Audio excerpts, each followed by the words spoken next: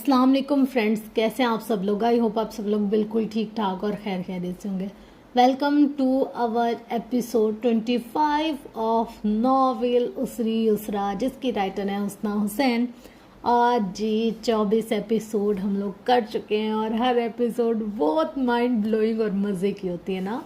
तो होप्स हो कि आज की एपिसोड भी आपको पसंद आएगी। कोई स्पॉइलर नहीं, कोई बहुत सारी गपशप, कुछ भी नहीं। हम लोग डायरेक्ट स्टोरी स्टार्ट करते हैं, फिर एंड में उसका फीडबैक देंगे ना, वो ज़्यादा मज़ा आता है। ऐसे पहले मैं इतनी बातें कर लेती हूँ आप लोग कहते होंगे पता नहीं स्टोरी कब शुरू होगी, तो आप लोग भाग ना जाए इस चक्कर में। आप लोग रुके मैं स्टार्ट कर रही हूँ। Ready set go. अगले चंद दिनों में इसके तमाम खदशात गलत साबित हो गए। जैसा कि वो सोच रहा था कि वैसा कुछ भी नहीं हुआ। फारिस वीकली चेकअप के लिए इसके साथ गया था और इसका पहले से भी ज़्यादा ख्याल रखने लगा। ये अलग बात थी कि वो बच्चे के मुतालिक कोई बात नहीं करता था। इसने दोपहर में इससे बच्चे की शॉपिंग की बात की। ख्याल था वो बहाना कर देगा, जैसे कि वो पिछले 1 माह से कर रहा था। मगर इसकी हैरत की इंतहा न रही जब वो इसके लिए तैयार हो गया। इस रात वो दोनों इकट्ठे ही मॉल गए। ये पहली शॉपिंग थी। तय पाया गया था ख्वाहिश के मुताबिक वो दोनों शॉपिंग करेंगे, बताए बगैर। कम ऑन अदीना, वो ज़रा सा इरिटेट लग रहा था। कोई एक्सक्यूज़ नहीं, वो इससे पहले ही शॉपिंग में घुस गए। कोट की जेबों में हाथ डाले वो इसकी बचकाना सोच पर सर झटक कर रह गया।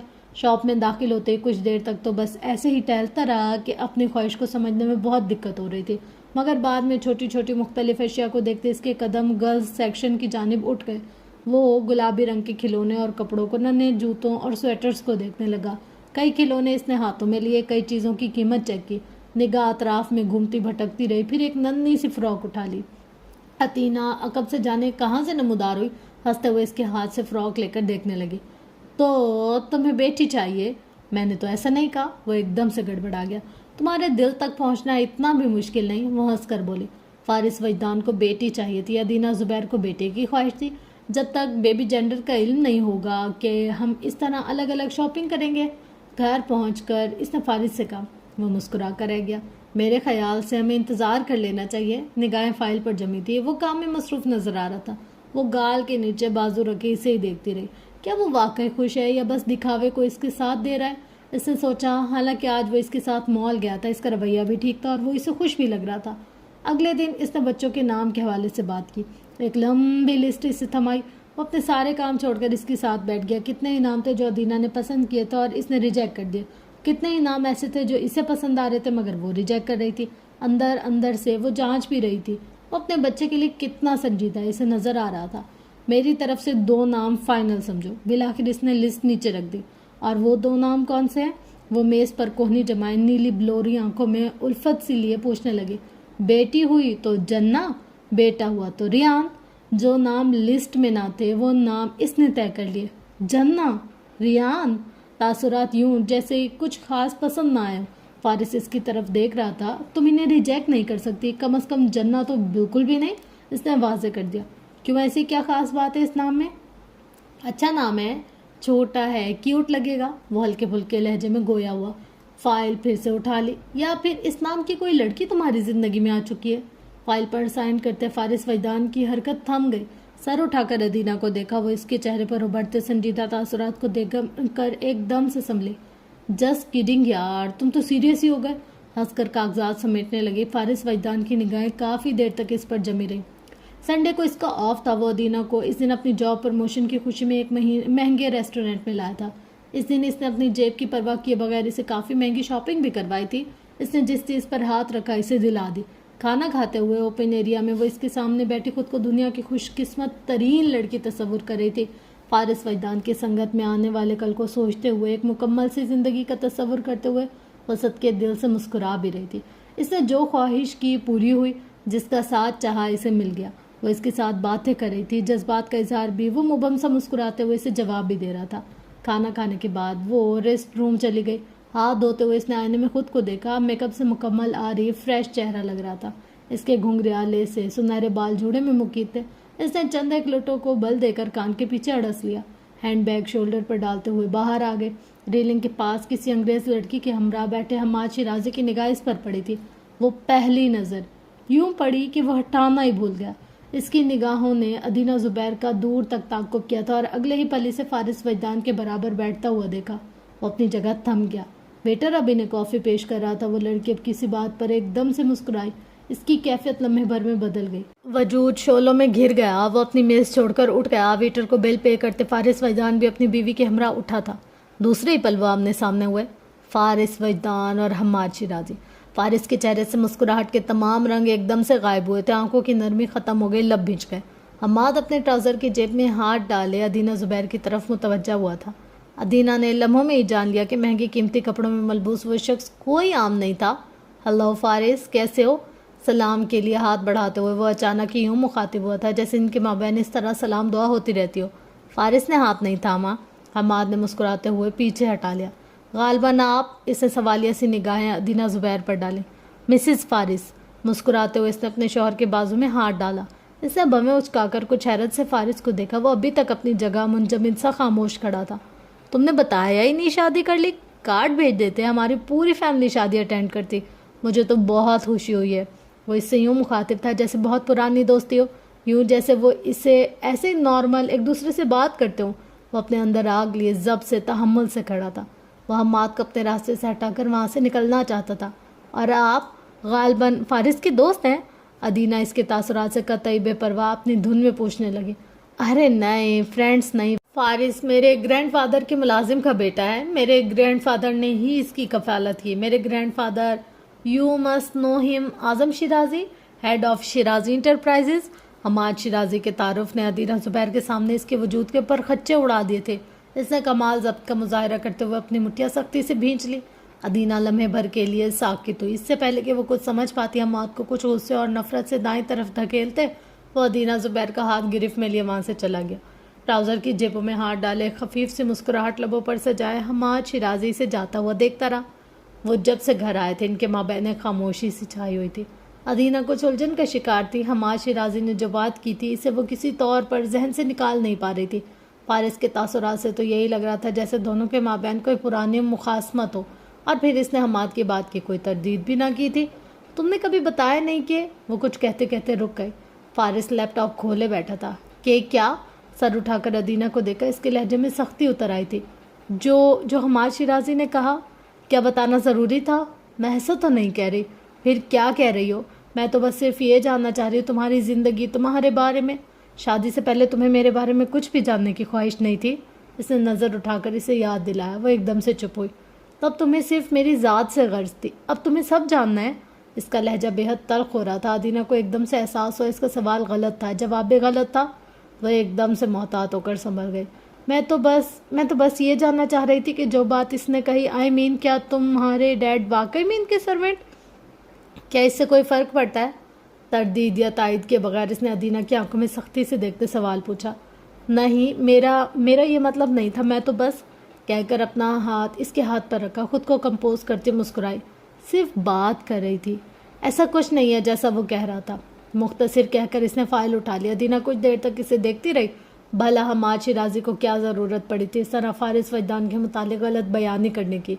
वो तो पूरे वसूख से कह रहा था इसके दादा ने ही फारिस की कफालत की थी।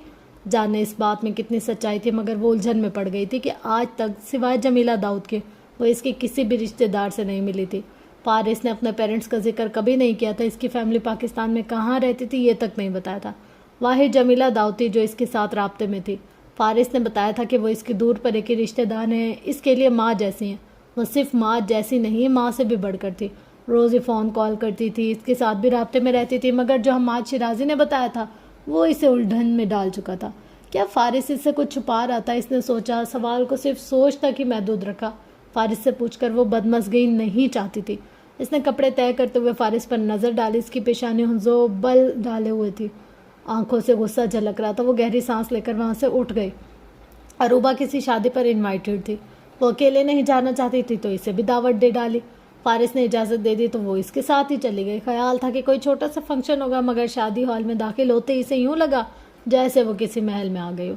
ऐसा पहली बार हुआ था कि वो किसी एलीट क्लास की कोई फंक्शन अटेंड कर रही थी। अरूबा के पहलू में पूरे एतमाद के साथ चलते हुए इसने गर्दन सीधी की थी। इसे अपने हुस्न का इदराक था।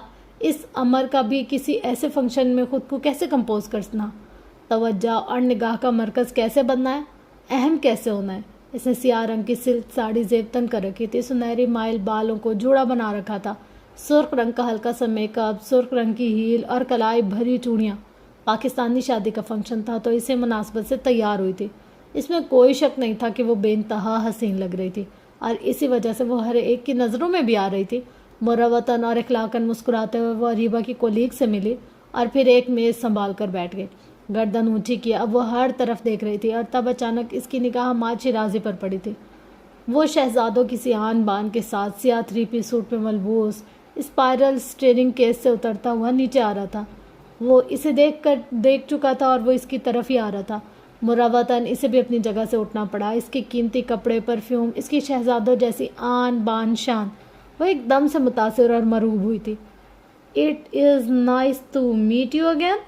टू यू, इसने मुस्कुराते हुए अपना हाथ नज़ाकत से इसके हाथ में दे दिया। आपके शौहर साथ नहीं है? नहीं, वो मैं अपनी फ्रेंड अरूबा के साथ आई हूँ। इसने भवें उचकाई और फिर मुस्कुराया। आइए मैं आपको अपनी मम्मी से मिलवाता हूँ। वो इसे लिए साथ बिल्कुल सामने ही खड़ी कुछ खवातीन की जानिब बढ़ गया। वो इसके पुकारने पर जिस खातून ने मुड़कर देखा था, इस पर नज़र पड़ते वो अपनी जगह पत्थर हो गई। जमीला दाऊद, फारिस वजदान की रिश्तेदार खातून। जितनी सरत से इसकी आंखों में हैरत उतरी थी, इतनी सरत से इनके तासुरात बदले थे। इससे यहाँ इस तरह और फिर अपने बेटे के साथ देखकर वो भी सकते में आ गई। आप कैसी हो बेटा? उन्होंने खुद को संभालते हुए तासुरात नॉर्मल कर लिए। एक नज़र हमाद को देखा, इसे गले लगाया। अरे आप तो जानती हैं इसे। वो मुस्कुराया। मिसेस शिराजी इस लम्हे बिल्कुल भी मुस्कुरा ना सकी। अदीना के तासुरात सारा वक्त कन्फ्यूज़न लिए रहे। ठीक से वो कुछ भी इंजॉय ना कर सकी। शाम 10 बजे वो घर आई तो फारिस किचन में था। इसने बर्नर पर दूध चढ़ा रखा था। मोबाइल फ़ोन कान से लगाया वो ऑफिस के मामला डिस्कस कर रहा था। गर्दन मोड़कर इसे देखते हुए हाथ हिलाया। अपना पर्स काउंटर पर रखती वो कुर्सी खींचकर बैठ गई। फ्रीज़र खोलकर पानी का गिलास इसके सामने रखते हुए इसने बर्नर बंद कर दिया। कैसा रहा तुम्हारा दिन? ठीक रहा, कहकर चंद घूंट मजीद दिए, फिर ग्लास रख दिया। काफ़ी ऊंचे बड़े ख़ानदान के लोग आए हुए थे। मुझे अंदाज़ा नहीं था अरूबा शिराजी इंटरप्राइजेज़ में जॉब करती है। फारिस अपनी जगह साकित हुआ। जमीला आंटी भी वहाँ थी, उनसे भी मुलाकात हुई। वो कह रही थी। इसे अपना सांस लम्हे भर में रुकता हुआ महसूस हुआ। वो इनके ख़ानदान की शान व शौकत, इनकी दौलत, स्टेटस, इनका रहन सहन देख कर आई थी। जिस हाल में शादी की गई थी वो लंदन का महंगा तरीन हॉल था। इसके तासुरात बदले हुए थे, नज़र आ रहे थे। आंखों की चमक बढ़ी हुई थी। तुमने बताया ही नहीं कि वो हारून शिराजी की वाइफ हैं। मैं तो उन्हें एक आम सी औरत समझती रही। फारिस को एकदम से अपना दम घुटता हुआ महसूस हुआ। अरूबा को दावतनामा मिला था, वो इसे भी साथ ले गई थी। काश इसे पता होता, वो इसे ना जाने देता। फारिस, क्या सच में? अगर वो तुम्हारे रिलेटिव्स हैं तो तुम? इशारा इसकी जानिब था। वो इतनी शानदार और फारिस इतनी आम सी ज़िंदगी क्यों गुजार रहा है? इन हालात में क्यों रह रहा है? फारिस वजदान को अपना दिमाग एकदम से माफ होता हुआ महसूस हुआ। वो इसे क्या जवाब देगा? क्या वजाहत, क्या दलील? इसकी घबराहट एकदम से बढ़ गई। कॉफ़ी पियोगी? इसने संभल कर पूछा। तुम मौजू बदल रहे हो। मेरा नहीं ख्याल इस पर कोई बात बनती है। वो रुख बदल गया। आंटी तुम्हारे रिश्तेदार हैं, यानी शिराजी ख़ानदान के साथ तुम्हारा ताल्लुक़ है। इसकी आंखें फैली हुई थी। फारिस के अंदर ख़तरे की घंटी कहीं बज उठी। ज़मीन कदमों से निकली नहीं थी, मगर वो ख़ुद को फ़िज़ा में कहीं मौलिक सा महसूस कर रहा था। इसके पास इस लम्हे अदीना ज़ुबैर की तरदीद करने के लिए कोई लफ्ज़ नहीं थे। किस्मत ने क्या खूब चाल चली थी। एक तारुफ हमाद शिराजी ने दिया था, एक तारुफ वो जमीला दाऊद की तरफ से अपना करवा चुका था। तायीद या तरदीद वो दोनों नहीं कर सकता था। फारिस, मैं बिज़ी हूँ, बाद में बात करते हैं। बर्नर बंद करते वो इसी वक्त किचन से निकल गया। अगले कई दिनों तक जितनी बार इसने इस मसले से, इस टॉपिक पर बात की, इसने गुफ्तगू से फ़रार की कोशिश की। अदीना ज़ुबैर ने इतनी ही बार सवाल किए। इसे अचानक इसके ख़ानदान, इसके रिश्तेदारों में दिलचस्पी पैदा हो गई। वो इसके बारे में सब कुछ जानना चाहती थी। वो किसी भी बात का कोई जवाब नहीं दे रहा था। वो अपनी मर्ज़ी के मफ़हूम और नतीजे अखज़ करती इसकी परेशानी बढ़ाती जा रही थी। इसका ख्याल था चूँकि वो इसके रिश्तेदार हैं, इसे इनसे हेल्प लेनी चाहिए। वो अपनी जॉब में स्ट्रगल कर रहा है, इसे इनसे बात करनी चाहिए। शिराजी इंटरप्राइजेज़ में जॉब करने वालों को कितनी मराहत मिलती है, इसका अंदाज़ा इसे बहुत अच्छे से हो गया था। अरूबा को अच्छी खासी पे मिलती थी। फारिस, तुम सुन भी रहे हो मैं क्या कह रही हूँ? अदीना, जस्ट शट अप। इसकी बर्दाश्त ख़त्म हुई तो झल्ला कर रोक दिया। I don't want to talk about it. तुम हर बात पर इनकार करते हो। हालात कैसे बदलेंगे, ज़िंदगी कैसे बदलेगी? वो लड़ पड़ी। क्या ज़रूरत है हमारे हालात को बदलने की? क्या है हमारे हालात को? इसे भी गुस्सा आ गया। और क्या है हमारी ज़िंदगी को जिसे बदलने की ज़रूरत है? इसे ज़िंदगी कहते हो तुम? ये घर है जहाँ हम अपने बच्चे को वेलकम करेंगे। इस घर में ہاتھ پھیلا کر اس نے چھوٹے سے فلیٹ کا مذاق اڑایا جسے وہ اپنی جاب سے اس وقت افورڈ کر سکتا تھا۔ ادینہ زبیر کو وہ چھوٹا سا ڈربہ، ایک قید خانہ، ایک بند کوٹری سی لگ رہا تھا۔ وہ ساکت نگاہوں سے اسے دیکھ رہا تھا۔ کچھ دن پہلے تک یہ گھر بھی تمہارے لیے ٹھیک تھا، میرے حالات بھی ٹھیک تھے، اور اب اچانک کچھ نہیں ہوتا۔ میں کتنے ٹائم سے تمہیں کہہ رہی ہوں کہ ہمیں کوئی اچھا سا فلیٹ لینا چاہیے، تمہاری تنخواہ سے ہم دونوں کا گزارا مشکل ہوتا ہے، اور تم فارسی سے دیکھے جا رہا تھا۔ کیا یہ وہی ادینہ زبیر تھی جو ایک کمرے کے فلیٹ میں بھی اس کے ساتھ رہ سکتی تھی، جسے اس کے حالات اور زندگی سے کوئی سروکار نہیں تھا، جس کے لیے فقط اس کی ذات اہم تھی، ساتھ اہم تھا، جس نے کبھی بھی کسی چیز کو، پیسوں کو اس پر فوقیت نہیں دی تھی، جو ہے جیسا کہ بنیاد پر اسے قبول کر کے اب وہ ہر چیز میں کیڑے نکال رہی تھی۔ اپنی پیشانی مسلتے وہ اپنی جگہ کھڑا تھا، ضبط کرتا ہوا، لہجے کو حتی الامکان نرم رکھتا ہوا، اسے وضاحت دے کر اپنا موقف بتلاتا ہوا۔ مگر ادینہ کی ایک ہی رٹ تھی، جمیلہ داؤد سے بات کر کے وہ اپنی جاب کا بندوبست کرے، ان سے ہیلپ لے، لون مانگے، کچھ کرے تاکہ ان کے حالات بہتر ہوں۔ اگر تم بات نہیں کر سکتے تو میں ان سے ڈونٹ یو ڈیئر ادینہ، اس نے سختی سے منع کر دیا۔ فارس، مسئلہ کیا ہے تمہارے ساتھ؟ آئی لائڈ، اوکے، یعنی میں نے جھوٹ بولا۔ وہ پھٹ پڑا، وہ میری ریلیٹیو نہیں ہے، سو جسٹ اسٹاپ مینشننگ ہر، ان کا ذکر کرنا بند کر دو۔ وہ اپنی جگہ ساکت ہو گئی۔ تم یہ کیا کہہ رہے ہو؟ وہی جو تم نے سنا، ان کے ساتھ میرا کوئی رشتہ نہیں ہے، شیرازی خاندان کے ساتھ میرا کوئی تعلق نہیں ہے، دل پر جبر کر کے اس نے سخت لہجے میں واضح کیا۔ تم نے جھوٹ کہا؟ اس کے لب ہلے، آنکھوں میں صدمہ ٹھہر گیا۔ تو کیا وہ سچ میں شیرازی خاندان کے کسی ملازم کا بیٹا تھا؟ کیا سچ میں جمیلہ داؤد کے ساتھ اس کا کوئی رشتہ نہ تھا؟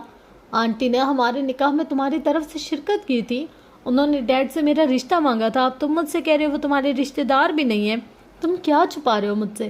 وہ چیخ پڑی، غصے سے چہرہ سرخ ہو رہا تھا۔ فارس بے بسی سے اسے دیکھ کر رہ گیا۔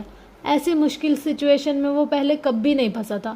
اپنی ذات پر اٹھتے کسی سوال پر ایسا جبر، ایسا ضبط، ایسا صبر پھر بھی اس نے پہلے کبھی نہیں کیا تھا۔ ادینہ، وہ اسے دور رہنے کا اشارہ کرتی شدید غصے میں الٹے قدموں پیچھے ہٹی تھی۔ تم نے کہا تھا تمہیں کسی بات سے کوئی فرق نہیں پڑتا، وہ بولا تو لہجے میں کرب پنہا تھا۔ جھوٹ سے پڑتا ہے۔ وہ غصے سے پیر پٹکتی کمرے میں بند ہو گئی۔ فارس اپنی جگہ کھڑا رہ گیا۔ ساری رات وہ ٹھیک سے سو نہ سکا۔ صبح اٹھتے ہی اس نے ادینہ سے بات کرنا چاہی، اس کا موڈ بری طرح سے آف تھا، وہ اس کی طرف دیکھ بھی نہیں رہی تھی۔ میں نے تم سے کوئی جھوٹ نہیں بولا، ناشتے کی میز پر اس نے کہا، وہ تلخی سے ہنسی۔ تو سچ کیا ہے، دوبارہ بتا دو۔ وہ بے بسی سے اسے دیکھ کر رہ گیا۔ ابھی بھی اپنی بات پر اڑے ہوئے ہو تم، ابھی بھی تم اس ڈسکشن سے بھاگ رہے ہو؟ میرا نہیں خیال اس طرح کی باتیں ہمارے درمیان ڈسکس ہونی چاہیے، کیوں نہیں ہونی چاہیے؟ اس نے پلیٹ میں چمچ پٹک دیا، کرسی دھکیل کر اٹھ گئی۔ کیا تمہارے بارے میں کچھ بھی جاننے کا حق نہیں رکھتی میں؟ اس نے مٹھیاں سختی سے بھینچ لی۔ تمہارے پیرنٹس کون ہیں، کہاں ہیں؟ ایسا بھی نہیں ہوتا کہ اولاد کا اپنے ماں باپ سے کوئی رابطہ بھی نہ ہو؟ میں نے تمہیں شادی سے پہلے بتا دیا تھا۔ بہت ہمت اور برداشت سے اس نے اپنے لہجے کو حتی الامکان نرم رکھا۔ جھوٹ بتایا، اب مجھے تمہاری کسی بات پر یقین نہیں ہے۔ وہ ضبط کیے رہا۔ بتاؤ کون ہو، کیا ہو، کہاں سے ہو تم؟ لب بھینچ کر جس بدتمیزی سے اس نے سوال کیے وہ بمشکل ہی خود پر قابو پا سکا۔ یہ سوال تمہیں شادی سے پہلے پوچھنے چاہیے تھے، اب پوچھ رہی ہوں نا۔ اندھا بھروسہ کرنے سے انسان کو مار لگتی ہے۔ اس کا لہجہ عجیب سلگتا ہوا سا تھا۔ کوئی بھی جواب دیے بغیر وہ میز چھوڑ کر اٹھ گیا، ناشتے کے بغیر ہی آفس چلا گیا۔ شام میں گھر واپس آئے تو وہ اس کا انتظار کیے بغیر ہی سو چکی تھی۔ شادی شدہ زندگی میں ایسا پہلی بار ہوا تھا کہ وہ ڈائننگ ٹیبل پر بیٹھا اب اکیلے ہی کھانا کھا رہا تھا۔ اسے نہیں پتا تھا کہ آنے والے دنوں میں یہ تنہائی ایک روٹین بننے والی تھی۔ اسے نہیں پتا تھا اجنبیت اور بدگمانی کی یہ فضا جو اس گھر پر اتری تھی مستقل طور پر ٹھہر جانے والی تھی۔ سارا دن اپنے آپ میں سلگتے الجھتے رہنے کے بعد اس نے موبائل اٹھا کر جمیلہ داؤد کو کال کر دی تھی۔ فارس، آپ کا کیا لگتا ہے؟ مختصر سلام دعا کے بعد فوراً اس نے سوال کیا تھا۔ جمیلہ داؤد تحیر سے اپنی جگہ کھڑی رہ گئی۔ آپ نے میرے ڈیڈ سے کہا تھا کہ آپ اس کی رشتہ دار ہیں۔ فارس اب کہہ رہا ہے کہ آپ اس کی رشتہ دار نہیں ہیں۔ اس سے پہلے کہ وہ بات جاری رکھتی فارس نے اس سے فون لے لیا۔ یہ کیا بدتمیزی ہے فارس؟ وہ چیخ پڑی۔ ہلو؟ جمیلہ داؤد فون کان سے لگا ایک دم سے پریشان ہوئی۔ اس نے موبائل غصے سے بیڈ پر پھینک دیا۔ کیا کرنے کی کوشش کر رہی ہو تم؟ آنکھوں میں خون اترا ہے۔ جو سوال تم نہیں سننا چاہتے ہو وہی سوال جمیلہ آنٹی سے کر رہی ہوں۔ انہیں اس سب میں مت گھسیٹو۔ کیوں نہ گھسیٹوں؟ ہاں، میرا رشتہ انہوں نے مانگا تھا ڈیڈ سے، یہ بتا کر کہ وہ تمہاری رشتہ دار ہے۔ یہ کیسی رشتہ داری ہے؟ دھوکہ ہوا ہے میرے ساتھ۔ کیسا اور کہاں کا دھوکہ؟ وہ چیخ اٹھا۔ तुम मुझसे शादी करना चाहती थी, तुम्हें इस बात से कोई फ़र्क नहीं पड़ता था कि मैं अपने पेरेंट्स से राब्ते में नहीं हूँ। तुमने मुझसे कहा था कि मैं तुम्हारे डैड से खुद रिश्ते की बात कर सकता हूँ। इस वक्त मेरे ख़ानदान, फैमिली, माँ बाप, रिश्तेदार, तुम्हें किसी के बारे में कुछ भी जानने का शौक़ नहीं था, और अब अचानक तुम्हारा हक बन गया है इस तरह से सवालात करना। वो अपनी जगह साकित खड़ी थी। शादी का फ़ैसला मेरा था, इस बात का ताना दे रहे हो तुम मुझे? वो इसे देख कर रह गया। इसने क्या कहा था और वो क्या समझ रही थी? सच कहते हैं, औरत मोहब्बत का एतराफ़ करके ख़ुद को मर्द की नज़रों में गिरा देती है। वो झटके से पलट कर अपने कमरे में बंद हो गई। वो कितनी ही देर तक बंद दरवाजे को देखता रहा। फिर इसने जमीला दाऊद को फ़ोन किया। मम्मी, क्या आप अदीना का नंबर ब्लॉक कर सकती हैं? वो पहले से परेशान हो रही थी, इसके इस मुतालबे पर और ज़्यादा हो गई। शादी हॉल में मुलाकात के बाद से उन्हें शक था कि कोई ना कोई बात ज़रूर है, मगर फारिस ने इन्हें मुतमईन कर दिया था। मैं सब ठीक करने की कोशिश कर रहा हूँ, जब तक वो समझ नहीं जाती तब तक। इसने रुक कर आंखों को मसला। वो नहीं चाहता था अदीना ज़ुबैर की जमीला दाऊद से दोबारा कभी मुलाकात भी हो। क्या बात ज़्यादा बढ़ गई है? वो जानना चाहती है मेरे पेरेंट्स कौन है। इन्हें शौक़ लगा। ये बहस इनके दरमियान पहले कभी नहीं आई थी। एकदम से ऐसा क्या हुआ था कि वो इन बातों को अहमियत दे रही थी जिन बातों पर इसने कभी सवाल भी नहीं उठाया था। शादी के पूरे 1.5 साल बाद वो मुझसे मेरे माँ बाप का पूछ रही है। इसकी आवाज़ में एक कर्ब पन्हा था। कितनी देर तक वो कुछ कह ना सकी। तो अब तुमने क्या सोचा है? जानती थी इन बातों का असर इसकी शादीशुदा ज़िंदगी पर पड़ रहा है। कुछ भी नहीं।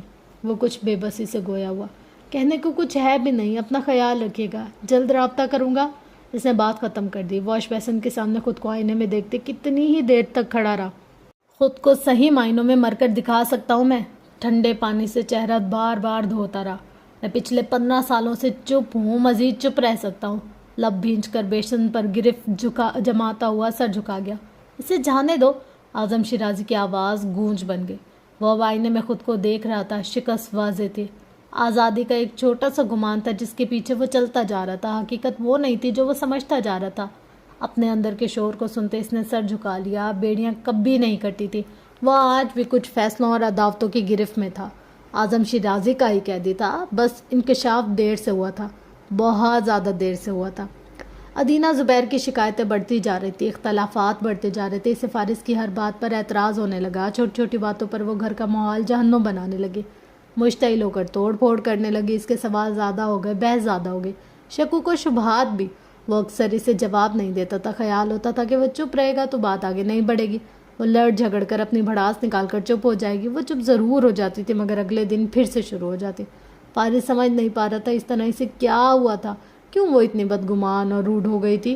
क्यों वो इस रिश्ते की परवाह नहीं कर रही थी जितनी शिद्दतों से चाहती थी? अब इतनी ही शिद्दतों से नफरत करने लगी थी। इससे फारिस में ऐब नज़र आने लगे। इसकी ज़ात से इख्तलाफ होने लगा। वो इसके साथ अपने किसी भी मसले को हल नहीं कर पा रहा था। अक्सर ऐसा होने लगा कि वो बताए बगैर ही तैयार होकर चली जाती। रात ताख़ीर से घर आती, मोबाइल ऑफ रखती, मैसेजेस नज़रअंदाज करती। वो तहम्मुल से एतराज़ उठाता तो आपे से बाहर हो जाती। हमारी शादी हुई है, इसका मतलब ये नहीं है कि हम एक दूसरे को कैद करके रखेंगे। बदगुमानी मज़ीद ज़्यादा होने लगी। इसने रोक टोक तर्क कर दी, मगर ज़्यादा देर तक ऐसा ना कर सका कि वार्डरोब से कपड़े निकालते इसके हाथ में ऐसा परफ्यूम आ गया जिसकी कीमत इसकी 1 माह की तनख्वाह के बराबर थी। वो इस कदर कीमती चीज़ देकर लम्हे भर के लिए सख्ते में आ गया। लाउंज में जाकर परफ्यूम दिखाकर पूछा तो वो एकदम से गड़बड़ा गए। फ्रेंड ने गिफ्ट किया है? इतना महंगा गिफ्ट? जो चीज़ तुम अफोर्ड नहीं कर सकते इसका मतलब ये नहीं है कि मेरे सर्कल के लोग भी मुझे नहीं लेकर दे सकते। इसे गुस्सा आ गया। तुम्हें नहीं लेना चाहिए था। फारिस की बर्दाश्त अब ख़त्म हो रही थी। वो जब्त करके मुड़ी। क्यों नहीं लेना चाहिए था? मेरे दोस्त हैं, मेरा तोहफा है। तुम इस तरह की बात मुझसे कैसे कह सकते हो? अदीना, क्या हो गया तुम्हें? वाह, अब मैं बुरी हो गई हूँ। मुझे कुछ होता जा रहा है। तुमने खुद को देखा है? एक एक चीज़ के लिए तरसा कर रखा हुआ है मुझे। मेरे पास बहुत अच्छे और वेल ऑफ फैमिलीज़ के रिश्ते आ रहे थे। मैंने सबको तुम्हारी खातिर इनकार कर दिया। और तुमने मुझे आज तक दिया ही क्या है? इस डरबेनुमा फ्लैट में रखकर तुम समझ रहे हो कि तुमने मेरा हक अदा कर दिया। वो गुस्से और इश्तियाल में बोलती जा रही थी। वो इसे देखते ही जा रहा था, इसे ही सुनते जा रहा था। इसका एक एक लफ्ज़ इसके असाब पर भारी पड़ा था। इसे अपने हवास मफलूज होते हुए महसूस हो रहे थे। क्या ये वही अदीना थी? इसने मज़ीद कोई बहस ना की। इसी वक्त घर से चला गया। शाम 10 बजे वापस आया तो वो घर में नहीं थी। इसका मोबाइल भी ऑफ था। वो लाउंज की तारीकी में बैठा इसका इंतज़ार करता रहा। तकरीबन 1 बजे वो वापस आई। हाथ बढ़ाकर लाइट्स ऑन करती बेडरूम में चली गई, जैसे वो इसे नज़र ही ना आया हो। کہاں تھی تم؟ وارڈروب سے کپڑے نکالتے وہ اس کی طرف مڑی. کہیں بھی ہو سکتی ہو, تمہیں اس سے کیا مطلب؟ شوہر ہوں میں تمہارا. اس نے غصے سے کپڑے نیچے پٹک دیا. ہاں تو شوہر ہو, کیا چاہتے ہو؟ اس گھر میں قید ہو کر رہوں؟ نہ فرینڈ سے ملوں, نہ کہیں گھومنے پھرنے جاؤں؟ رات کے 2:30 بج رہے ہیں ادینہ, بھلے سے 4 بھی بج رہے ہوں. جب میں تم سے کچھ نہیں پوچھتی تو تم کیوں میرے پیچھے پڑ جاتے ہو؟ آنکھوں میں آنکھیں ڈالے شدید غصے کے عالم میں بولی. وہ لب بھیچے کھڑا رہ گیا. اسے ویکینڈ پر چیک اپ کے لیے جانا تھا, وہ نہیں گئی. اسے ڈاکٹر نے جو گولیاں پرسکرائب کی تھی اس نے لینا چھوڑ دی. اسے اپنی صحت کی اب کوئی فکر نہیں تھی. وہ اپنی پریگنینسی کے متعلق لاپرواہ ہو گئی. یہ سب کب تک چلے گا؟ وہ ایک بار پھر اس کے سامنے کھڑا تھا. وہ سنی انسنی کے اپنے ناخن فائل کرتی رہی. کیا تمہیں نہیں لگتا یہ ماحول ہمارے بچے کے لیے ٹھیک نہیں ہے؟ اس کی حرکت تھم گئی. سر اٹھا کر فارس کو دیکھا. اب اچانک تمہیں اپنے بچے کا خیال اور فکر ہونے لگ گئی. اس کا لہجہ استہزاء تھا. میں کبھی بھی تم سے یا اپنے بچے سے بے پرواہ نہیں ہوا. نہیں, شاید تمہیں یاد دلانا چاہیے کہ پریگنینسی نیوز کے بعد تمہارا رویہ کیسا تھا. فارس لب بھینچے سے دیکھتا رہا. وہ جب بھی معاملہ حل کرنے کی کوشش کرتا وہ اسی طرح اس کے سانپ پر چوٹ کرتی تھی. میں اس بات کی وضاحت دے چکا تھا تمہیں. وضاحت؟ وہ ہنسی. میں ہی بے وقوف تھی کہ تمہاری وضاحت کو سمجھ نہیں پائی. ادینہ, میرے سامنے ناٹک بند کر دو اب تم. پلٹ کر بولی. میں اندھی نہیں ہوں, سب دیکھتی ہوں اور سمجھتی بھی ہوں. وہ پاؤں پٹک کر کمرے میں بند ہو گئی. فارس لاؤنج میں تنہا کھڑا رہ گیا. اب وہ دھڑلے سے محرومیوں کا ذکر کرنے لگی تھی. کلاس کا فرق بتانے لگی. اسے ان کا فلیٹ اب چھوٹا لگنے لگا. اسے اپنے خریدے گئے کپڑوں سے مسئلہ ہونے لگا. اسے اس کی کم تنخواہ سی بھی کھلنے لگی تھی. اسے اس کا ساتھ بوجھ لگنے لگا. وہ تحمل اور برداشت سے اس رشتے کو نبھانے کی, اپنے طور پر سمجھانے کی ہر ممکن کوشش کر رہا تھا, مگر کچھ بھی ٹھیک نہیں ہو رہا تھا. وہ اسے چیک اپ کے لیے ہاسپٹل لے کر گیا اور اس دن اس پر انکشاف ہوا کہ وہ ایک بیٹی کا باپ بننے والا ہے. وہ خبر ازدواجی زندگی کے تنگ حالات میں ٹھنڈی ہوا کا جھونکا ثابت ہوئی. وہ مسکرایا تو یوں جیسے کافی عرصے بعد مسکرایا ہو. ایک تبدیلی اسے اس لمحے بہت اچانک ہی اپنے اندر محسوس ہوئی تھی. ایک نئی زندگی میں ہی ایک نئے بدلاؤ لا رہی تھی. اس نے ان حالات میں بہت سے پلان سوچے تھے, کئی خواب دیکھے تھے. وہ اپنے باپ سے مختلف ایک اچھا باپ بننا چاہتا تھا. وہ اپنے اور ادینہ کے مابین ان اختلافات کو بھی مٹانا چاہتا تھا. اس نے ایک بار پھر اس سے بات کی تھی. وہ اب جتنا خوش اور مطمئن تھا ادینہ کے لیے, وہ سب اتنا ہی بھاری اور بے سکونی کی علامت ہوتا جا رہا تھا. وہ اپنے بچے کے لیے بھی ایکسائٹیڈ نہیں رہی تھی. جو بھی شاپنگ تھی وہ خود ہی کر رہا تھا. بچے کے لیے کپڑے, جوتے, ننھے فراک, وہ سب خود خرید رہا تھا. مسز شیرازی کو علم ہوا تو انہوں نے امریکہ سے اس کے لیے لیارڈ سیٹ نومولود بچے کے لیے کپڑے اشیاء بھیجے تھے. ادینہ کے تاثرات عجیب سے ہوئے. اسے بچے کی شاپنگ دیکھ کر خوشی نہیں ہوئی تھی. وہ اس کے ساتھ اب باہر کہیں جانا بھی نہیں چاہتی تھی.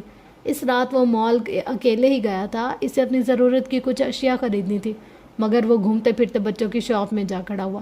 نگاہ مختلف کھلونے سے ہوتی ہوئی ایک کچن سیٹ پر ٹھہر گئے.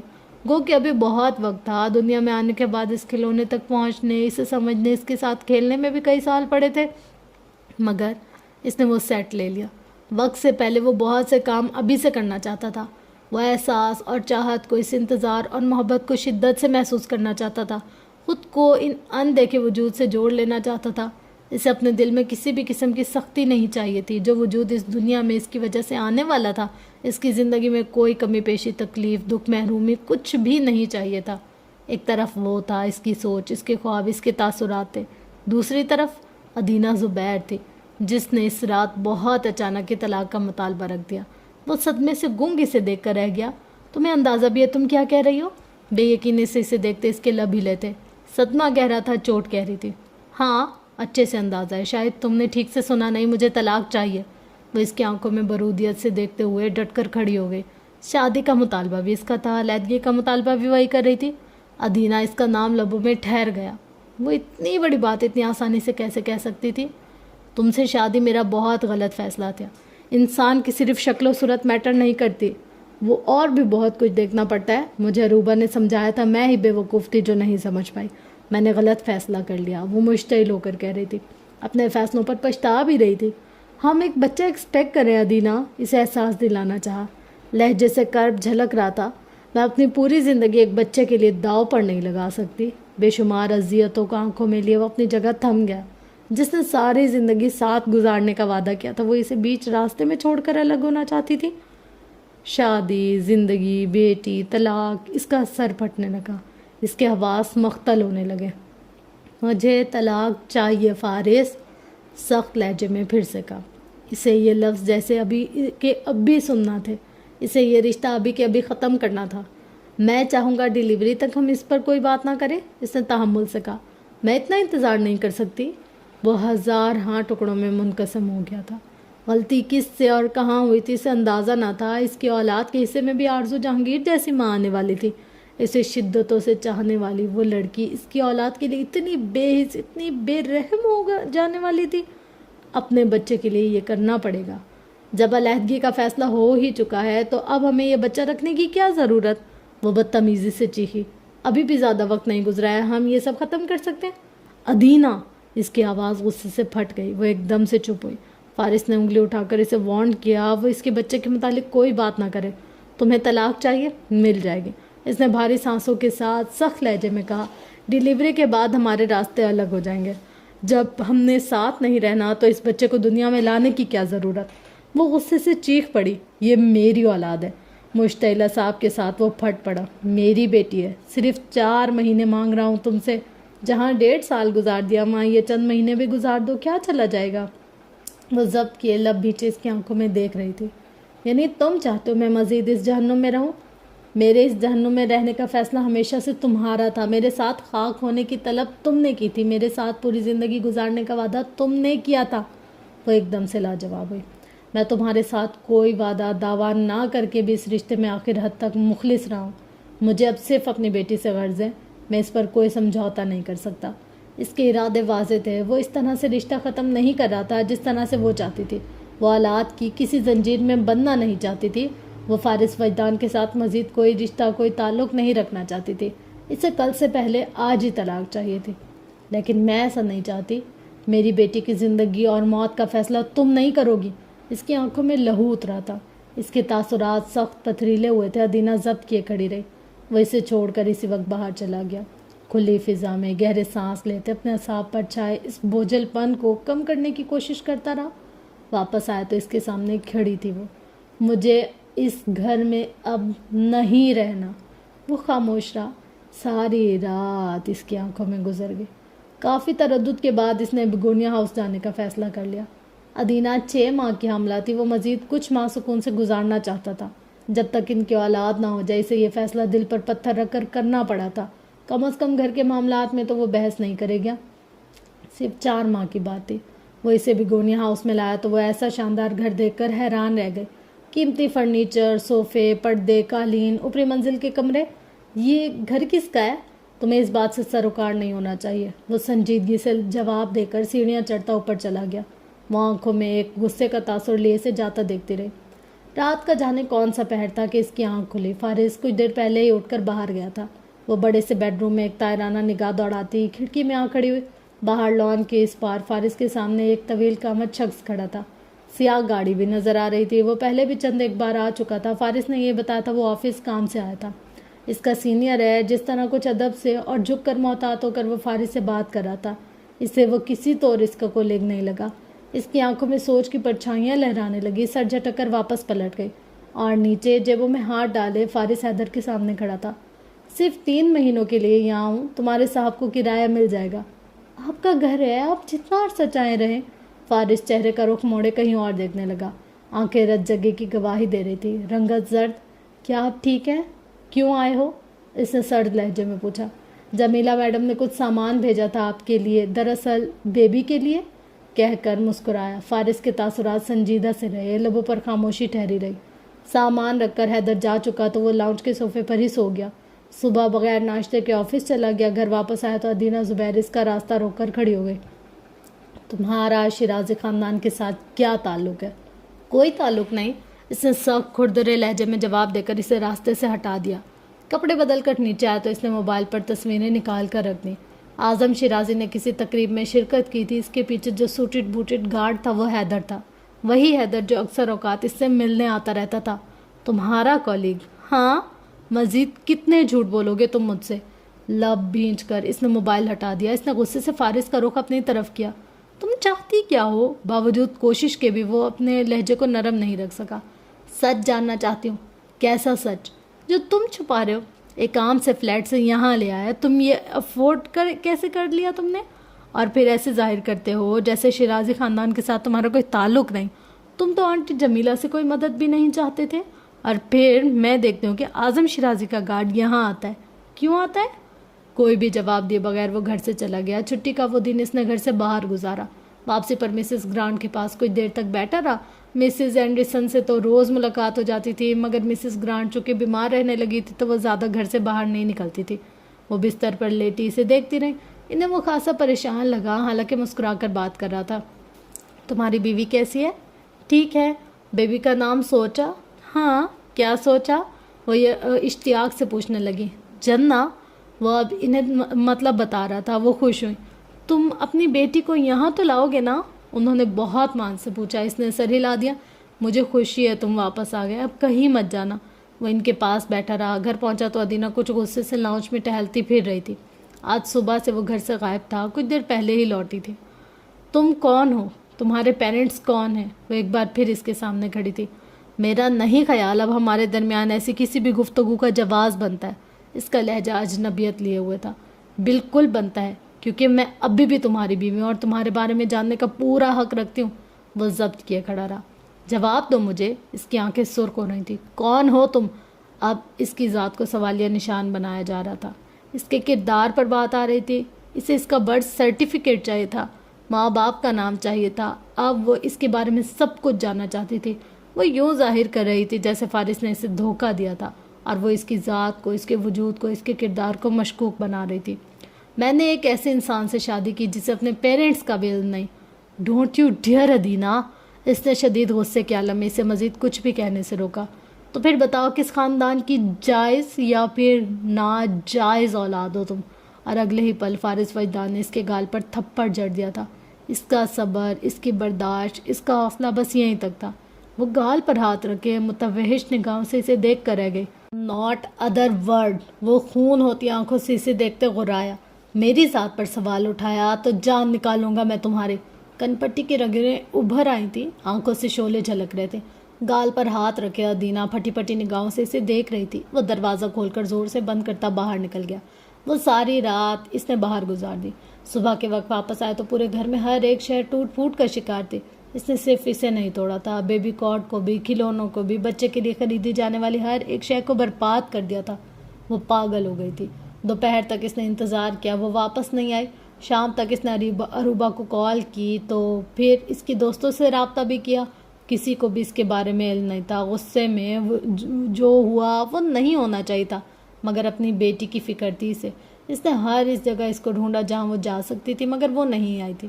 وہ نہیں رہنا چاہتی تھی تو نہ رہے. اسے آزادی چاہیے تھی تو اسے آزاد کر دے گا. وہ اپنی بیٹی کو پاس رکھے گا اور اسے چھوڑ دے گا. اس رشتے کو مزید گھسیٹنے کی، آزمانے کی اس میں ہمت نہیں رہی تھی. وہ اب سب ختم کرنا چاہتا تھا. پورا ایک ہفتہ اس کی تلاش میں اس نے جس اذیت میں گزارا یہ صرف وہی جانتا تھا. منگل کے دن اسے میل موصول ہوئی. لفافہ چاک کرتے، کاغذات کو کھول کر پڑھتے اس کے پیروں تلے سے زمین نکل گئی. ایک میں ابارشن رپورٹ تھی، دوسرے میں طلاق کے پیپرز. وہ طوفانوں کی زد میں سکتے اور صدمے میں گھڑا رہ گیا. آن کے آن میں اس کے وجود کے پرخچے اڑ گئے. 20 سال پہلے ایک عورت نے اس کی پیدائش کے 5 سال بعد اسے مار دیا تھا. 20 سال بعد ایک عورت نے اس کے بچے کو پیدائش سے پہلے مار دیا. وہ دیوار کا سہارا لیتے، لڑکھڑاہٹ پر قابو پاتے اندر آیا. تمام مناظر گڈ مڈ ہونے لگے. سانسیں بھاری ہونے لگیں. اس کا دل بس اب جیسے بند ہونے کو تھا. وہ بے قابو ہو کر فرش پر جھک گیا. یہ اس کے ساتھ کیا ہوا تھا؟ اس کی بیٹی کے ساتھ. اسے سانس نہیں آ رہا تھا. وہ مر رہا تھا، ختم ہو رہا تھا. اس کے اندر سب ایک دم ختم ہو گیا. ہر سکت، ہمت، حوصلہ، ہر امید، لگن اور یقین. پہلا وار تھا. دوسرا وار.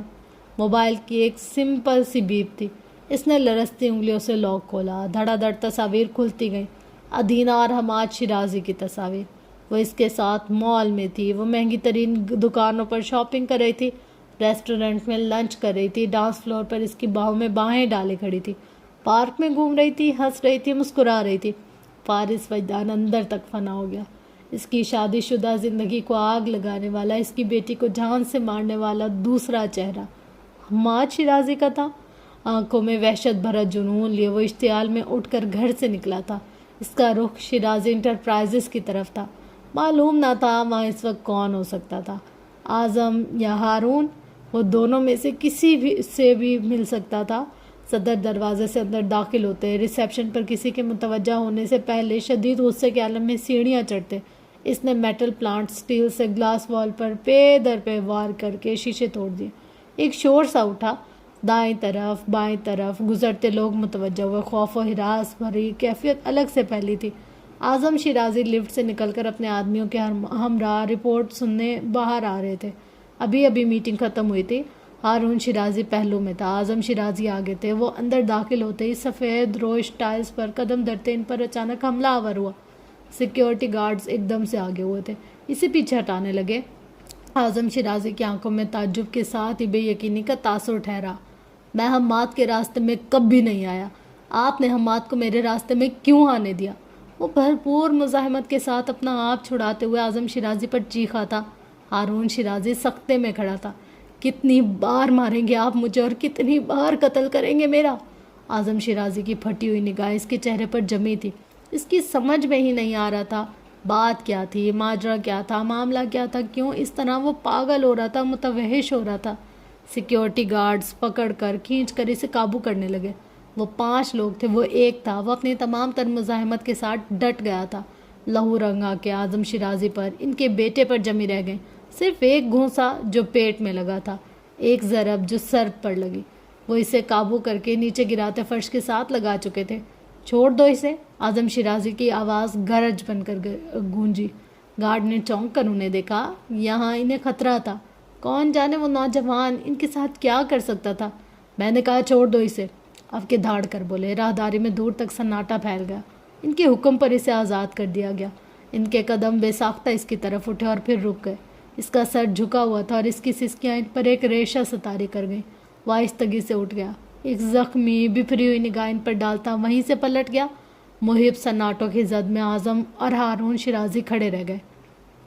مجھے سنو، جیسے کوئی بارش کو سنتا ہے، نہ توجہ سے نہ بے خیالی سے، دھیمے قدموں کی خاموش آہٹ میں، ابر برساتی اس رم جم کے درمیان اور ہوا میں گرتے اس پانی کے جیسے۔ ہوا لہرائے ایسے کہ وقت گزرتا ہو جیسے۔ یہ دن ہے کہ اب گزرا چاہتا ہے، وہ رات ہے کہ آئی چاہتی ہے۔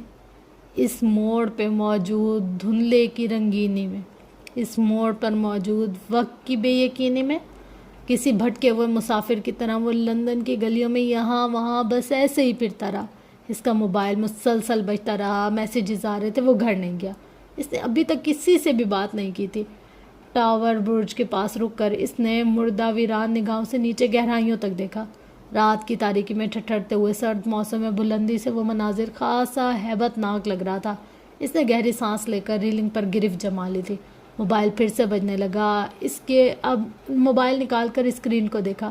جمیلہ داؤد کی کال تھی۔ وہ آنکھوں میں نمی لیے کھڑا تھا، پھر اس نے کال ریسیو کر لی۔ فارس، ان کی آواز میں ایک تڑپ تھی۔ کہاں ہو تم؟ فون کیوں نہیں اٹھا رہے؟ تم ٹھیک ہو؟ ان کی آواز سے لگ رہا تھا جیسے وہ روتی رہی ہوں۔ وہ موبائل کان سے لگا اپنی جگہ کھڑا رہا۔ سرخ پڑتی آنکھیں پھر سے نم ہونے لگی۔ کچھ بولو بیٹا، مجھ سے بات کرو، وہ بےتاب ہو کر بولی۔ اس کے ساتھ کیا ہوا تھا انہیں علم ہو چکا تھا۔ آپ کو معلوم ہے ممی ابارشن کیسے کرواتے ہیں؟ اس کی آواز بھاری گلوگیر سی۔ جمیلہ داؤد کو لگا ان کا دل بند ہو جائے گا۔ فارس، ان کی آواز کانپی۔ لاسٹ ویک میں اس کی ہارٹ بیٹ سنی تھی، ایوری تھنگ واز نارمل۔ اس کا لہجہ کمزور، آواز بھاری ہو رہی تھی، آنکھیں مسل کر آنسو دبا کر اور ان کا اثر زائل کرنا چاہا۔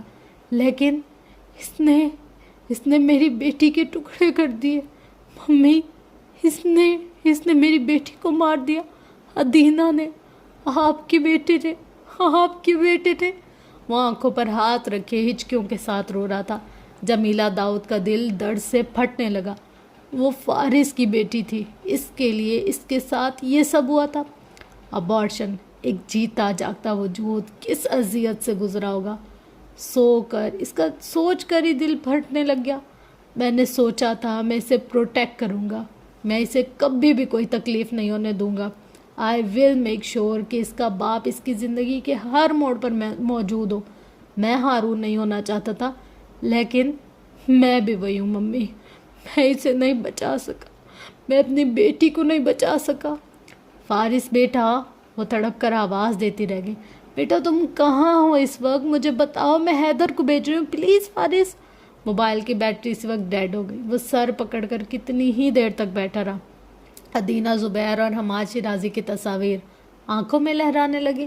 وجود سلگ اٹھا، ذہن گزشتہ 21 سالوں کی اذیتوں کو بار بار دہرانے لگا۔ بھٹکا ہوا تو وہ پہلے سے تھا، مزید بھٹک گیا، راستوں کی پہچان ختم ہو گئی، کچھ سمجھ میں نہ آیا تو رک گیا، دیوار کے ساتھ لگ کر بیٹھ گیا۔ اس کے اطراف میں لوگوں کی آمد و رفت موسم کی مناسبت سے کم پڑ گئی تھی۔ سڑکیں، راستے، گلیاں ویران ہو گئی۔ ہوائیں ایک دم سے تیز ہو گئیں تو سردی کی شدت سے وجود ٹھٹرنے لگا۔ تیز ہواؤں کی زد میں آہستگی سے قدم اٹھاتے کوئی شخص تاریکی میں ابھر کر سامنے آیا۔ اسے بازو سے پکڑ کر اٹھاتے ہوئے وہ سہارا دے کر اسے تنگ گلی سے اندر کہیں لے جانے لگا، وہاں جہاں آگ جل رہی تھی، جہاں بے گھر لوگوں کا ایک جھمگھٹا سا نظر آ رہا تھا۔ لوہے کی ٹین میں لکڑیاں، کاغذ وغیرہ ڈال کر جگہ جگہ آگ بھڑکائی جا رہی تھی۔ سردی سے بچنے کا مشترکہ انتظام کیا جا رہا تھا۔ اس شخص نے اسے اپنی پناہ گاہ میں بیٹھنے کو جگہ دی۔ اس نے بیگ سے ایک پھٹی ہوئی سی شال نکال کر اس کے کندھوں پر ڈالی۔ وہ کیتلی میں پانی ڈال کر اس بھڑکتی ہوئی آگ پر چڑھا چکا تھا۔ پھر اس نے گرم قہوہ بنا کر وہ پلاسٹک کا مگ اس کے ہاتھ میں دیا۔ اس کا وجود بخار سے تپ رہا تھا، اس کی حالت ابتر ہو رہی تھی۔ وہ مردہ زندہ سا اپنی حالت سے یکسر بے نیاز بیٹھا ہوا تھا۔ اسے پیو، بہتر محسوس کرو گے۔ اس نے مگ ہاتھ میں لیا، آہستگی سے نگاہ اٹھائی۔ منظر دھندلا کر واضح ہو گیا۔ اس شخص نے ڈبل کپڑے پہن رکھے تھے، کوٹ جگہ جگہ سے پھٹا ہوا تھا، جینس کے پانچے ادھڑے ہوئے تھے، پرانے جوتے تسمے گھٹنوں کے گرد گھس کر بندھے ہوئے تھے۔ اس کی بھوری داڑھی تھی، بھورے بال قدرے لمبے انہی کیپ سے جھانک رہے تھے، دستانوں سے جو انگلیاں جھانک رہی تھی وہ نیکی ہو رہی تھی، اور وہ اسے اپنی جانب دیکھتا پا کر مسکرایا تھا۔ ہوم لیس، بے گھر لگتے تو نہیں ہو، باہر کیوں ہو؟ وہ اس پہر اس وقت وہ ہوم لیس ہی تھا۔ اسے پوری دنیا خود پر تنگ ہوتی ہوئی محسوس ہو رہی تھی۔ وہ نظریں جھکا گیا، بھاپ اڑاتا مگ انگلیوں میں دبا ہوا تھا۔ کچھ کھو دیا ہے کیا؟ اسے پھر سے دیکھتے ہوئے جانچتے ہوئے اپنے مخصوص عرب انگلش لہجے میں پوچھا۔ اس نے معافوتی دماغ کے ساتھ اس کا سوال سمجھنے کی کوشش کی۔ اسے اس پل خود میں اور سامنے بیٹھے اس شخص میں کوئی فرق نظر نہیں آیا، مگر فرق تھا، ظاہری نہیں باطنی بھی۔ اس شخص کی آنکھوں میں زندگی تھی، حزن بھی تھا، اعتماد تھا۔ وہ بات بے بات مسکرا رہا تھا۔ بظاہر اس کے پاس کچھ نہیں تھا مگر اطمینان ایسا کہ سب کچھ ہو، یعنی میری طرح۔ اس نے خود سے کچھ سمجھ کر اپنے پلاسٹک کے مگ سے ایک لمبا گھونٹ لیا۔ فارس نے اس کی طرف دیکھا۔ اس کا غم کسی کے جیسا نہیں ہو سکتا تھا۔ تم مرنے کے لیے باہر ہو، ہم زندہ رہنے کے لیے باہر ہیں۔ اپنی بات کہہ کر دھیرے سے ہنسا، خالی مگ میں دوبارہ قہوہ انڈیلا، آگے کو ہو کر فارس کی طرف دیکھا۔ ان کے مابین آگ کے شعلے بھڑک رہے تھے۔ اللہ کسی کی وسعت اور برداشت سے زیادہ اس پر بوجھ نہیں ڈالتا لڑکے، آیت پڑھ کر سناتا وہ سیدھا ہو بیٹھا۔ چند لمحوں تک وہ فارس کو دیکھتا رہا۔ مسلمان ہو؟ اس نے آہستگی سے سر کو جنبش دی۔ کیا کھو دیا ہے؟ اس نے دوبارہ پوچھا۔ اتنے عرصے بعد اسے پہلی بار احساس ہوا تھا جیسے ڈاکٹر مصطفیٰ کے سامنے بیٹھا ہو۔ سب کچھ۔ خاموشی ایک بار پھر چھا گئی۔ وقت سرکنے لگا، آس پاس باتوں کا شور مدھم ہوتا گیا، کم ہوتا گیا۔ وہ اپنی جگہ اپنی ہی پوزیشن میں بیٹھا ہوا تھا۔ اس شخص کی نگاہ اس پر جمی ہوئی تھی۔ وہ ابھی سے آنکھیں مسلتے، آنسو پیتے اور گہری سانس لے کر ضبط کرتے دیکھ سکتا تھا۔ تمہیں پتہ ہے یہ مصحف میں اللہ تبارک و تعالیٰ نے تمام اصحابہ اکرام میں صرف زید بن حارث کا ہی کیوں نام لیا؟ سرد بے نام سی خاموشی میں اس شخص کی آواز کافی دیر بعد گونجی۔ وہ اینٹ پر سر رکھے کروٹ کے بل لیٹا ہوا تھا، سردی کی شدت سے ٹھٹھرتا ہوا کپ کپا بھی رہا تھا۔ نگاہیں فارس پر ہی جمی تھی۔ وہ ایک لمحے کے لیے بھی اس پر سے نظر نہیں ہٹا سکا۔ یوں لگتا تھا وہ لمحے بھر کے لیے غافل ہوگا اور یہ نوجوان کچھ کر لے گا۔ ایسی کتاب جس میں انبیاء اور جلیل فرشتوں کے نام لکھے گئے ہیں، اس میں صرف ایک صحابی زید بن حارثہ کا نام ہی کیوں؟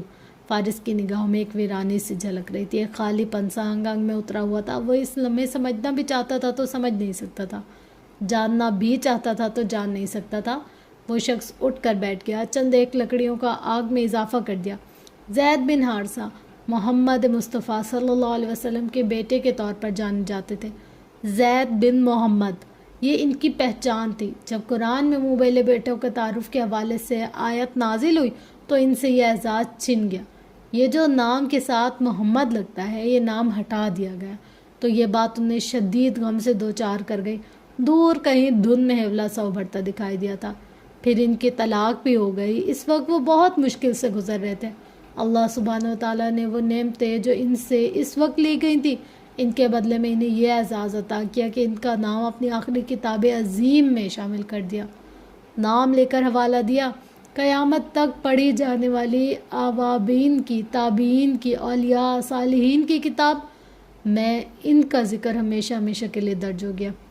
وہ شخص اب اس کی زخمی مردہ نگاہوں کے کوئی تاثر دیکھنا چاہتا تھا جو جمود ہوا اس کے اعصاب پر طاری تھا، اسے توڑنا چاہتا تھا۔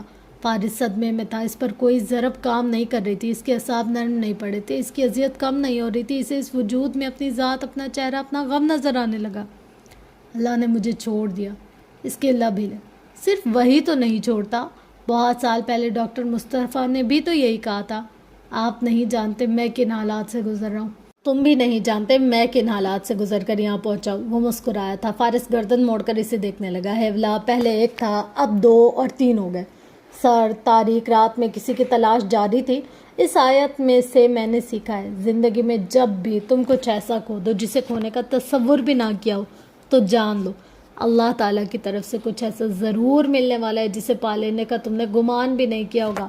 چھن جائے تو صبر کر لو، ہم نہیں جانتے کہ جو بدلے میں ملنے والا ہے وہ ہمیں کیا ملے گا، اس میں ہمارے لیے کیا مصلحت پوشیدہ ہوگی۔ روانی سے بات کرتے اب وہ اس کی آنکھوں میں دیکھنے لگا۔ زید بن حارثہ رضی اللہ تعالیٰ عنہ سے ایک پہچان لے لی گئی، پھر بدلے میں جو اعزاز ملا اس سے اندازہ کر لو اللہ کتنا کریم ہے، اس کی عطائیں کتنی اعلیٰ ہیں، اس کا اجر کتنا عظیم ہے۔ وہ اپنے بندوں کے غم اور بوجھ سے کبھی بھی غافل نہیں ہوتا۔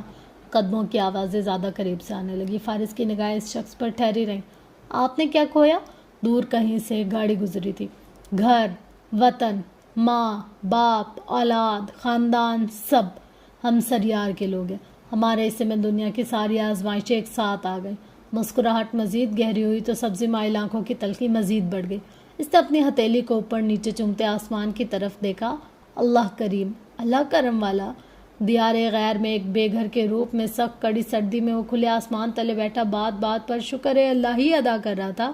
اس کی مسکراہٹ گہری تھی، سکون بھری، اس کی آنکھوں سے غم جھلک رہا تھا، صبر بھرا غم۔ اس کا خیال تھا ساری دنیا اسے ترک کر چکی ہے مگر اس کا اللہ ابھی بھی اس کے ساتھ ہی تھا، وہ اسے ابھی بھی اپنی آنکھوں میں لیے ہوئے تھا۔ جانے ایسا یقین، اعتماد اور مثبت سوچ وہ شخص کہاں سے لایا تھا؟ اپنے 5 جوان بچوں کو کھونے کے بعد بھی وہ بھٹکا نہیں تھا۔ اس کی اولاد تو ابھی اس دنیا میں آئی بھی نہیں تھی، ابھی تو اس نے دیکھا یا چھوا بھی نہیں تھا۔ اگر اس کا دل صرف تصور سے ہی پھٹ رہا تھا تو وہ سب کچھ آنکھوں سے دیکھ لینے کے بعد بھی اتنے صبر میں کیسے بیٹھا ہوا ہے؟ اتنا سب کچھ کھو دینے کے بعد آپ کو کیا ملا؟ بوڑھا چند لمحے تک اسے دیکھتا رہا۔ مجھے اللہ ملا، اس نے کہا۔ پہلے میں ایک عیسائی تھا، اب میں ایک مسلمان ہوں۔ فارس وجدان کی منجمد نگاہ اس کے چہرے پر ٹھہری نہیں۔ اس نے ہاتھ بڑھا کر اس کا کندھا تھپ تھپایا، یوں جیسے تسلی دی ہو یہ وقت بھی گزر جائے گا۔ خاموشی ایک بار پھر چھا گئی۔ کتنی دیر تک فارس اسے دیکھتا رہا، پھر اس کے لبوں میں جنبش ہوئی۔ میں آپ کے جیسا نہیں ہوں، میں یہ نہیں سوچ سکتا کہ مجھے میرے گمان سے بڑھ کر کچھ ملے گا، میں یہ سوچ رہا ہوں مجھ سے مزید کیا چھین لیا جائے گا۔ اس کی آنکھیں مکمل طور پر نم ہو چکی تھی، وہ مایوسیوں کی عطا گہرائیوں میں اترا ہوا تھا۔ تم شیطان کو خود پر حاوی ہونے دے رہے ہو؟ یہ شیطان نہیں ہے، یہ میں ہوں، یہ میں ہو چکا ہوں۔ بوڑھے نے تعصب بھری نگاہوں سے اسے دیکھا۔ آزمائش مومن کے لیے آتی ہے، شیطان بنانے کے لیے نہیں۔ فارس وجدان کے اندر باہر ایک دم سے خاموشی چھا گئی۔ ایک دن تمہیں اندازہ ہوگا میں کتنا درست تھا، تم کتنے غلط تھے۔ اس وقت جب تمہارے حصے کا انعام ملے گا، میرے حصے میں ایسا کچھ نہیں ہوگا۔ برا گمان رکھو گے تو برا ہو جائے گا۔ میں نے اچھا سوچا تھا، میرے ساتھ اچھا بھی نہیں ہوا۔ اسے کہتے ہیں قسمت، نصیب، آزمائش۔ فارس خاموشی سے اسے دیکھ رہا تھا۔ آج نہ صحیح لیکن کبھی تو تم ہی سمجھ جاؤ گے۔ اپنی بات ختم کر کے وہ اینٹ پر سر رکھے سونے کے لیے لیٹ گیا۔ وہ رات فارس وجدان نے کھلے آسمان تلے گزاری۔ وہاں سوائے اس کے وہاں سبھی کو سکون سے نیند آ گئی تھی، وہ سب سکون سے لیٹے پڑے تھے۔ صبح وہ نیم تاریکی میں ہی اٹھ کر جانے ہی والا تھا جب دیوار کے ساتھ ترتیب سے رکھی چھوٹی چھوٹی پینٹنگز توجہ کا مرکز بن گئی۔ بوڑھا وہیں پہلو میں ہی سویا ہوا تھا۔ اجالے میں اب وہ واضح نظر آیا، اس کے برشز، رنگوں کا تھیلا بھرا ہوا تھا۔ اس کی داڑھی قدرے لمبی تھی، آنکھیں اندر کو دھنسی ہوئی، کپڑے بھی کافی پرانے تھے مگر ٹیلنٹ کمال کا تھا۔ اس نے چھوٹی چھوٹی پینٹنگز پر خطاطی کر رکھی تھی جن میں قدرتی مناظر کی جھلک نظر آتی تھی۔ خریدنا چاہو گے؟ وہ اٹھ کر بیٹھ گیا، قیمت بھی بتانے لگا۔ اس نے وہیں کھڑے کھڑے اپنی جیبوں میں ہاتھ ڈالے، جیبیں خالی تھی، والیٹ گھر رہ گیا تھا۔ اس نے اپنی نفیس گھڑی اتار کر اس کے سامنے رکھ دی، 3 پینٹنگز اٹھائے، وہاں سے چلا گیا۔ ان میں ایک چھوٹی سی پینٹنگ اسری یسریٰ کی تھی، خزاں بہار کا منظر دکھاتی ہوئی، ایک شامی پناہ گزیر کی پینٹنگ۔ تم نے یہ کیا حرکت کیا حماد؟ کال ریسیو ہوتے ہی جمیلہ داؤد غصے سے چیخ پڑی تھی۔ کیسی حرکت؟ وہ انجان ہوا۔ تم اتنا گر جاؤ گے، مجھے تم سے یہ امید نہیں تھی۔ ان کی آواز شدت جذبات سے کانپنے لگی۔ تم نے اس کا گھر اجاڑ دیا، اور جو اس نے میرے ساتھ کیا اس کا کیا؟ جمیلہ داؤد اپنی جگہ تھم سی گئیں، اذیت سے آنکھیں میچ کر اپنی پیشانی پر ہاتھ رکھا۔ بچپن سے لے کر اب تک میں ہمیشہ دیکھتا آیا ہوں، آپ نے فارس کو اہمیت دیا، آپ نے فارس کا خیال رکھا، آپ نے مجھ تک کو بھلا دیا۔ اشتعال میں اپنی آواز پر قابو پاتے وہ سرد لہجے میں بولا تھا۔ فون کان سے لگائے جمیلہ داؤد اپنی جگہ منجمد کھڑی رہ گئی۔ ڈیڈ ایک مشین بن گئے، انہوں نے خود کو مصروف کر لیا، اور میں آپ سب کی اس جنگ میں کہاں تھا ممی؟ وہ چیخ پڑا۔ ان کا شدت سے دھڑکتا دل ڈوبنے لگا۔ اس نے علیزے کے ساتھ افیئر چلایا، ہمارا رشتہ ختم ہو گیا، اور آپ پھر بھی اس کے ساتھ کھڑی نہیں۔ اس کی حمایت میں آپ کے اپنے بیٹے کا معاملہ تھا، اور وہ بہت اذیت اور غصے سے کہہ رہا تھا۔ آپ کو اس دن اس سے بات کی پرواہ نہیں تھی کہ مجھ پر کیا بیت رہی تھی۔ اس دن بھی آپ کو یہی فکر تھی کہ فارس کے ساتھ کیا ہوگا۔ آپ لوگوں نے مجھ سے اس کی حقیقت چھپائی، جھوٹ بولا۔ جب وہ سارا وقت ہی ہماری زندگیوں میں تھا تو آپ سب یہ کیوں کہتے رہے کہ وہ نہیں ہے؟ تو مجھے قصوروار ٹھہرا رہے ہو؟ ان کے لبوں میں جنبش ہوئی تھی۔ وہ ضبط کیے چپ رہا، اور اپنا موازنہ فارس سے کر رہے ہو۔ ان کے لب اب کپ کپا رہے تھے۔ وہ ہمارے گھر آیا تو اس وقت 5 سال کا تھا۔ تمہارے ڈیڈ اسے چھوڑ کر چلے گئے، تمہارے دادا نے اس کا سر نیم بدل دیا، اس کی پہچان بدل دی، اسے گمنام کر دیا۔ اس کے پاس تو کوئی رشتہ ہی نہیں ہے، مگر تمہارے پاس تو سب کچھ ہے۔ حماد، تمہارے ڈیڈ، دادا، میں، کوئی نہیں ہے میرے پاس۔ اب سب مجھے بے وقوف بنا رہے ہیں۔ بپھر کر بولا۔ کس چیز کی کمی ہونے دی ہے ہم نے؟ انہوں نے اذیت سے پوچھا۔ میں پہلی بار فارس کو چھوڑ کر گئی تھی تو وہ تمہاری وجہ سے۔ تم امریکہ میں تھے، میرے بعد اگر اس پر کیا گزری تمہیں کوئی اندازہ ہی نہیں ہے۔ دوسری بار تمہاری غلطی سے اس کے ساتھ جو کچھ بھی ہوا، اس سے بھی غافل ہو سکتی ہوں؟ حماد کے ہاتھ بھیج گئے۔ اور تیسری بار جب میرا اس سے رابطہ ہوا، میں یہاں امریکہ میں تمہارے ساتھ 24 گھنٹے رہی ہوں۔ فارس کے پاس تو میں صرف 2 ہفتوں کے لیے جاتی تھی۔ تمہیں وہ 2 ہفتے نظر آ رہے ہیں کہ ان میں ممی تمہارے پاس نہیں تھی۔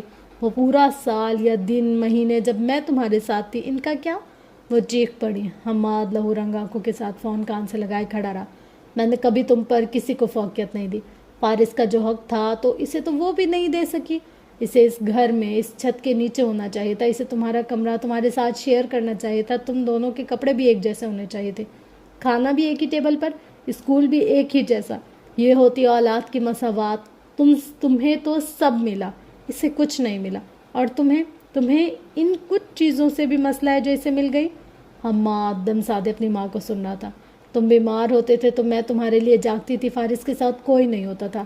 اس کے لیے پلیز کم از کم فارس کے ساتھ اپنا موازنہ مت کرو۔ اس کے ساتھ تمہارا موازنہ نہیں بنتا۔ آپ ابھی بھی فارس کی سائیڈ لے رہی ہیں؟ مجھے شک ہونے لگا ہے جیسے وہ آپ کی سگی اولاد۔ کاش، انہوں نے اس کی بات کاٹ دی، کاش وہ میری سگی اولاد ہوتا، اسے میں نے جنم دیا ہوتا، پھر شاید میں اس کے لیے وہ سب کر سکتی جو میں نے تمہارے لیے کیا۔ صلہ مجھے تم سے بھی نہیں چاہیے، ماں کو اولاد سے کوئی اجر نہیں چاہیے ہوتا، لیکن اتنی بے حسی، بے بسی ہونی ہی نہیں چاہیے کہ ماں کا درد بھی نہ سمجھ سکے۔ مجھے صرف پہلے شک تھا، اب یقین ہو چکا ہے، آپ کے لیے صرف وہ اہم ہے، اس کی ذات، اس کے غم، اس کی خوشیاں، اس کی زندگی۔ تبھی تم نے اسے برباد کرنے کا فیصلہ کر لیا، اس کا گھر، اس کی زندگی اجاڑ دی۔ انہوں نے کرب سے پوچھا۔ He brought it upon himself. یہ سب اس نے خود کیا اپنے ساتھ۔ وہ چیخا۔ He is the one who interfered in my life.